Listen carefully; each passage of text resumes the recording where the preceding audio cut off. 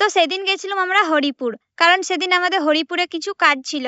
তাই ভাবলাম যেহেতু হাট বারে এসছি, তাই হরিপুরের হাটটা একটু ঘুরে আসি, সেজন্য আমরা চলে গেছিলাম হাট। আর হাট ঢোকার পরে প্রথমে আমরা চলে গেছিলাম মাটির থালা বাটি পাওয়া যায় সেরকম একটি দোকানে, কারণ ওইখানে দীপালি দুটো মাটির বাটি কিনেছিল। তারপরে চলে এসেছিলাম একটা জুয়েলারির দোকানে, কারণ এখানে আমার একটি নাকের কেনার ছিল, সেই নাকেরটা কেনার জন্য আমি এসেছিলাম। আর এই জুয়েলারির দোকানটা যার বটে না, সেই কাকুটা কিন্তু আমাদের ভিডিও দেখে, আমাদেরকে ভালো করে চিনে। তাই যতবারই আমরা হরিপুরের হাট আসি, দেখা হলে আমাদের সাথে কথা বলে, তখন কিন্তু খুবই ভালো লাগে যে শুধুমাত্র ভিডিও বানাই বলে এত মানুষ আমাদেরকে চেনে, এত ভালোবাসে। আর ওই দোকানটাতে আমি যখন নাকের কিনছিলাম, তখন কিছু ভালোবাসার মানুষদের সাথে দেখা হন, ওরা আমাদের ভিডিও দেখে আমাদেরকে চিনতে পারে, দিয়ে বলে দিদি তোমাদের সাথে একটা ফটো তুলবো। আমরা বলি ঠিক আছে চলো, তোমাদের জন্য আমরা আছি, তোমরা সাপোর্ট করেছো বলে আমরা আজকে এই জায়গায় এসেছি। আরো বেশি বেশি করে সাপোর্ট করলে নিশ্চয়ই আরো অনেক দূর এগোতে পারবো। তারপর চলে এসেছিলাম এই দাদাদের জামা কাপড়ের দোকানে।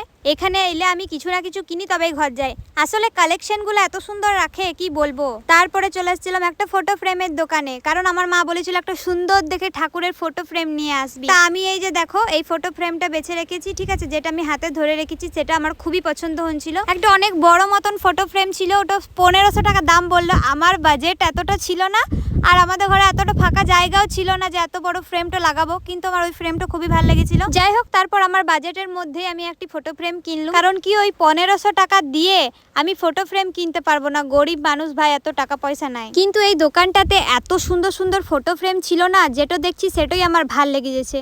কিন্তু গরিব মানুষ এত ফটো ফ্রেম কেনার টাকা কোথায় পাবো বলো। তারপরে ফটো ফ্রেমের দোকানটা থেকে বেরোনোর পরে আরো কিছু ভালোবাসার মানুষদের সাথে দেখা হয়ে গেছিল।